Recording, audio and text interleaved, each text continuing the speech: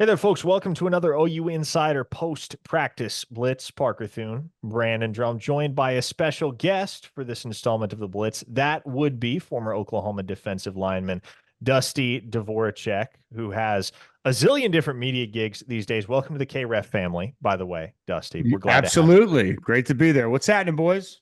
Not a whole lot. Not a whole lot. Well, actually, I lied. There is a whole lot happening, Yeah. and we're going to talk about all of it. Oklahoma heading into a highly consequential weekend matchup in prime time against the Volunteers of Tennessee. Josh Heupel makes his return to Oklahoma after a decade away, this time on the opposing sideline.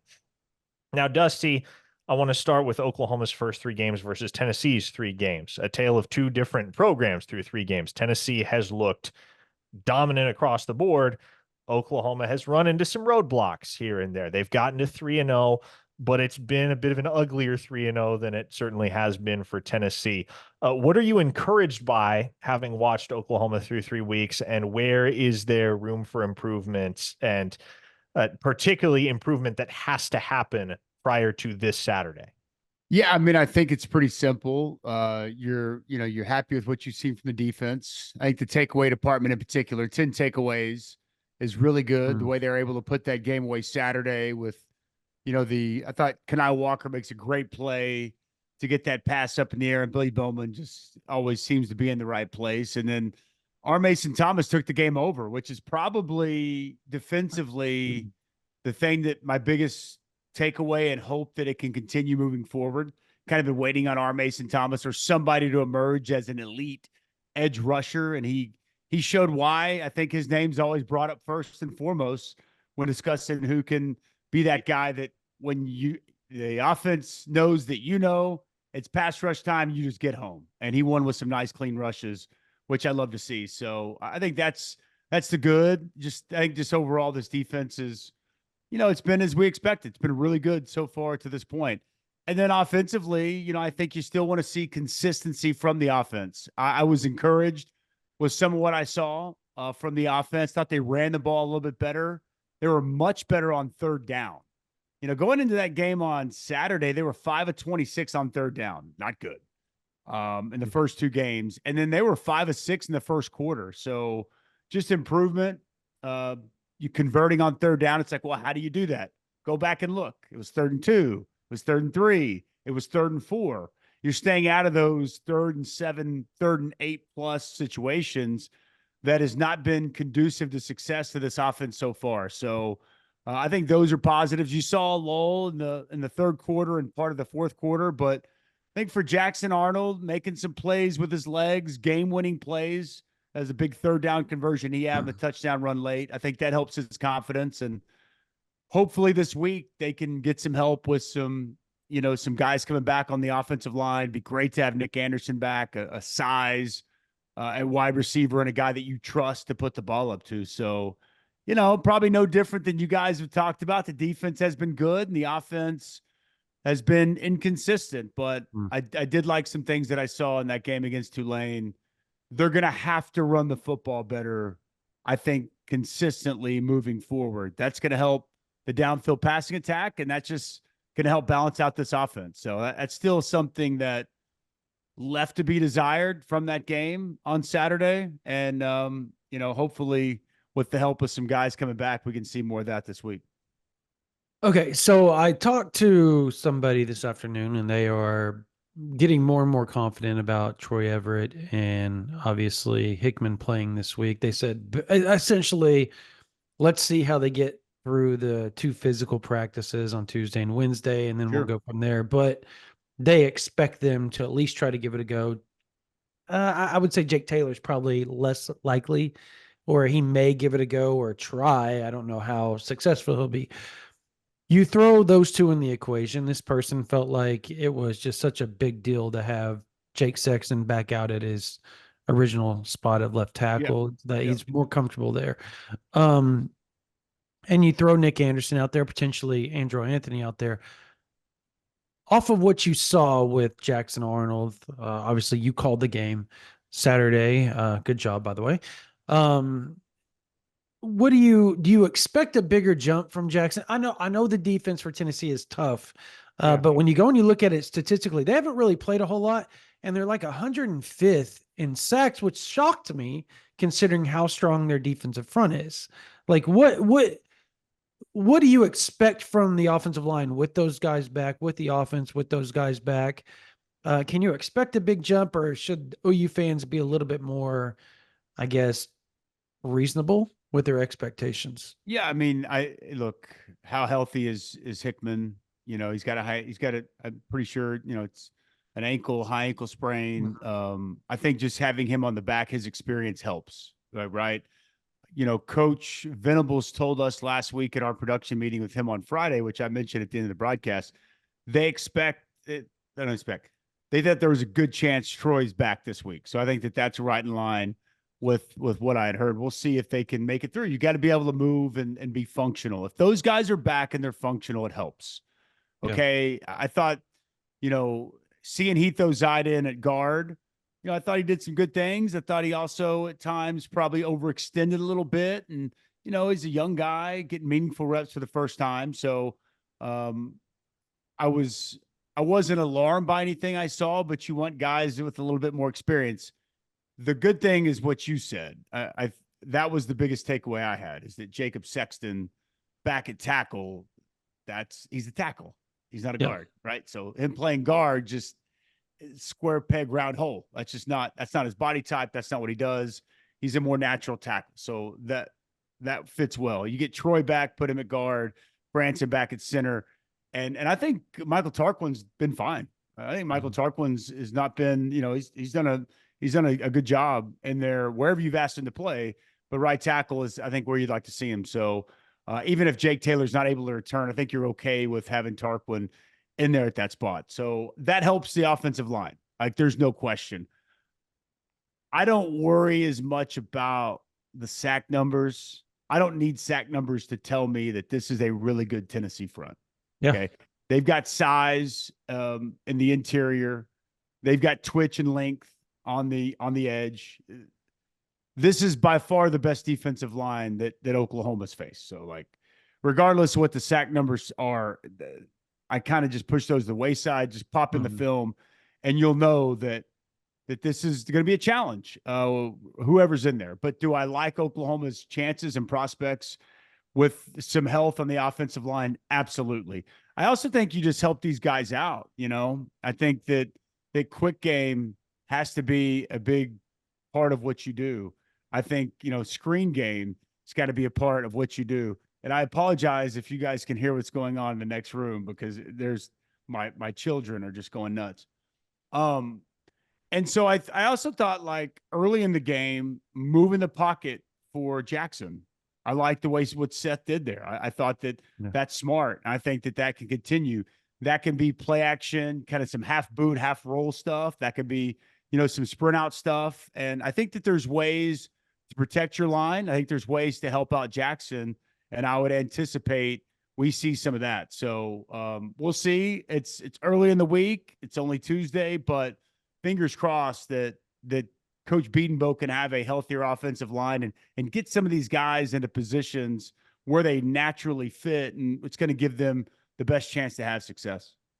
You're a defensive line guy, Dusty. Let's swap sides. Let's talk about the defensive line. The Sooners have held opponents to 2.2 yards per carry thus far this season. And okay, it's Temple, Houston, Tulane. Be that as it may, they have been really strong against the run, and they're going to be tested this weekend. Dylan Sampson has been one of the more productive running backs in the entire country. That Tennessee rushing attack is no joke. How prepared do you think this Oklahoma front four is to contend with the challenge that's going to be presented to them in Sampson and UT? I think they're prepared. And I also think, like, for me, this is the most important matchup of this football game, what you just described. Like, the offense has got to get things figured out. We can talk about, you got to be able to push the ball down the field. But, like, Oklahoma, this is a defensive-minded team. Oklahoma hangs their hat on the defense, and they're going to have a raucous, wild crowd on their side as well. Winning first and second down with this front, and with this front six, I'm going to call it, is what they have to do to, I think, give themselves a real chance to win this game. Because Tennessee's not a whole lot different than Oklahoma, but what do you want to do in this offense? This Baylor, you want to call it a Levy, you want to call it a Heupel or whatever. And everybody's got their tweak, their wrinkle, but these offenses are essentially the same. You want to create space, right? Space and pace. That's what these offenses are. And you want to run the football. Josh Heupel, though he's a quarterback, he wants to run the football. Go back to him at UCF. Go back to watching him since he's been the Tennessee head coach. Even, Jeff Lebby at Ole Miss, at Oklahoma. These teams want to run the ball. And it's a numbers game. What are you going to do? You're gonna bring an extra hat down? You're going to try to take away our run game? Okay.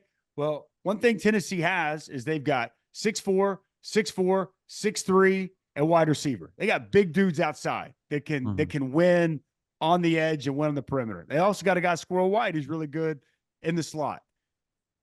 And Nico Iamaleava, he can throw the ball over your head. Like, he can take the top off of defense. And I think Oklahoma needs to be able to prevent those explosive plays, keep protection on the back end. So can you win up front? Can that defensive line that you asked about, Danny Stutzman, those linebackers, can those six win when they spread you out, go 2x2, spread you thin?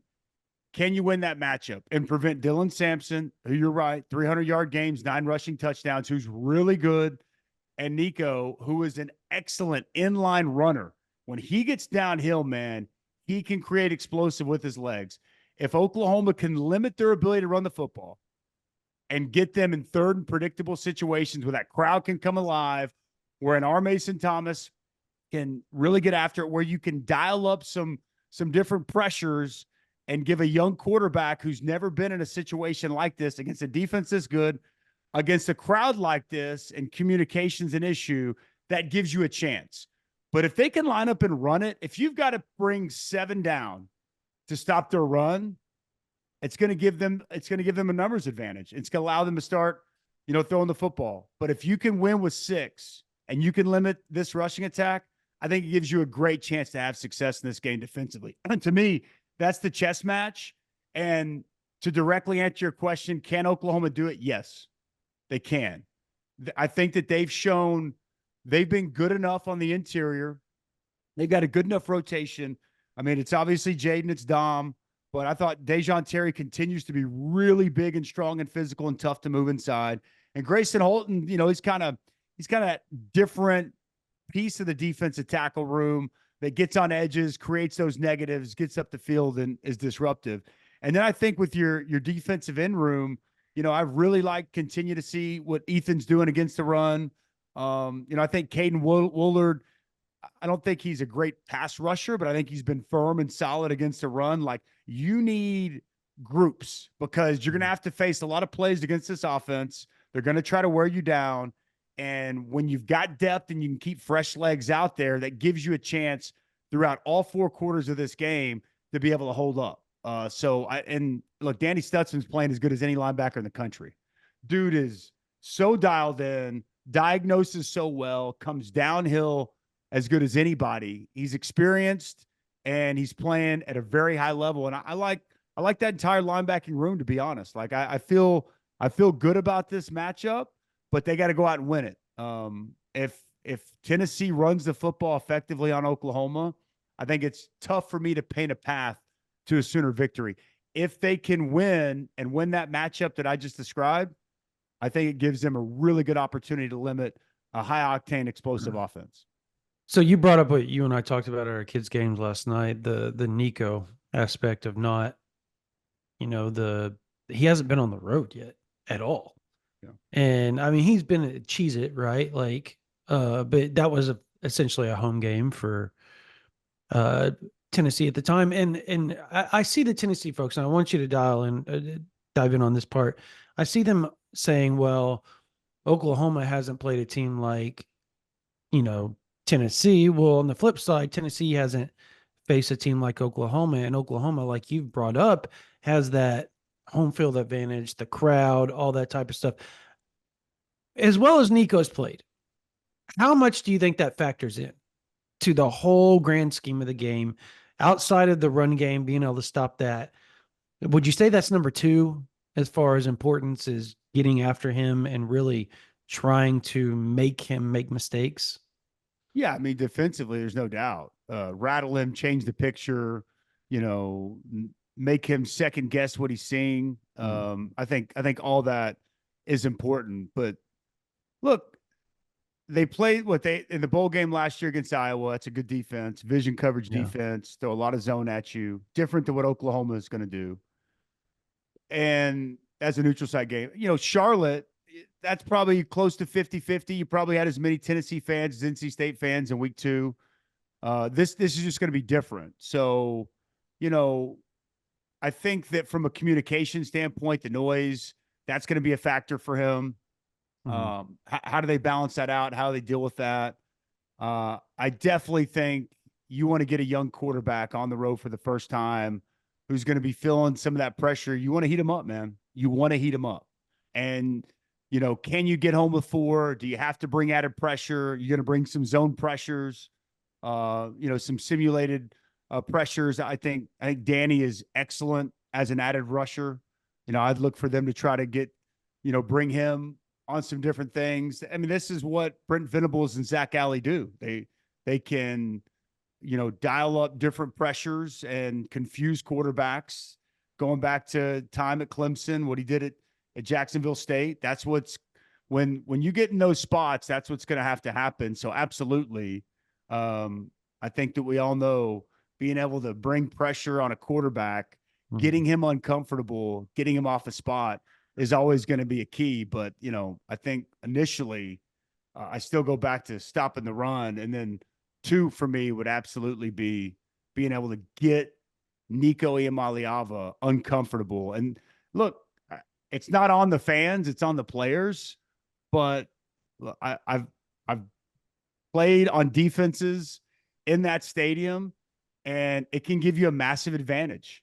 And I've also played on the road, and I've seen my quarterbacks and my offenses have to deal with loud, tumultuous, tough situations. And look, man, momentum's real. Feeling those vibes in the stadium, all that's very real. So I think that it's been talked about enough all week already, and we're only on Tuesday. The role that the players and the team wants the fans to play. I think they're going to show up. I think it's going to be my gut tells me it's going to be similar to a game that I played in 2003 against Oklahoma State, one that I watched on TV in 2008 against Tech, one that I was at as a player in 2000 when Josh Heupel was a quarterback against Nebraska. I could be wrong. I don't know how you guys feel, but game day being there, first ever SEC game, Heupel coming back home, Oklahoma, the biggest underdog they've been since 98 in that stadium. Like, everybody's going to have a chip and everybody's going to be on edge. I think Oklahoma's going to show up with that chip. I think the fan base will. Is it enough to beat Tennessee? We're going to find out. But I expect the fans best, and I expect a good showing from Oklahoma. I think this is going to be a really good football game on Saturday night. It's been a minute since we got to experience some Sooner magic in Norman. Typically in years past, that's been reserved for the Cotton Bowl or for road games. But now, no doubt, Oklahoma will benefit from a little bit of Sooner magic on Saturday evening.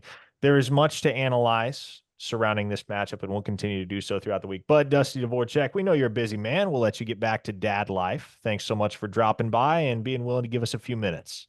Thanks, boys. Have a great week. It's going to be fun this week, man. Can't wait for Saturday. And we'll see you next week on another installment of the OU Insider Post-Practice Blitz.